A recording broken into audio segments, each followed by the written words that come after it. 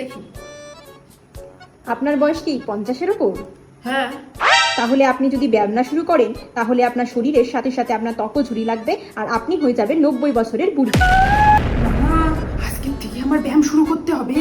বৌমা, ও বৌমা, কই গেলা? এদিকে আসো, তাড়াতাড়ি আসো। ও মা, ডাকো কেন? কি হয়েছে? আজকের থেকে আমি ফ্রুট জুস আর স্যালাড খাবো। আচ্ছা ঠিক আছে মা, দেখা যাক খাওয়া দাওয়ার যে ছিঁড়ি কতদিন চলে এই নমুনা আমিও দেখব। শোনো না, শোনো এদিকে, শোনো তো একটু, শোনো এদিকে। মা যে পাগলামি শুরু করছে এর একটা তো উপায় বেরিয়ে করতে লাগবে। আমার মাথায় একটা ভালো বুদ্ধি আসছে। তুমি না আজকে আসার সময় একটু মাংস নিয়ে এসো তো। মার ফেভারিট খাওয়া মাংস আর ফ্রাইড রাইস বানাবো।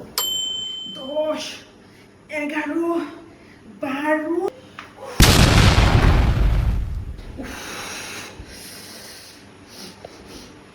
এত সুন্দর গন্ধ কিসের?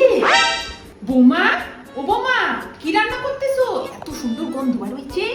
মা, আজকে আমি ফ্রাইড রাইস আর মাংস বানাইছি। আপনার জন্য বানাই নাই তো, আপনার জন্য তো আমি স্যালাড বানাইছি। আপনি হেলথ কনসিয়াস না, ওই জন্য। এক টুকরা মাংস খান, কিচ্ছু হবে না তো।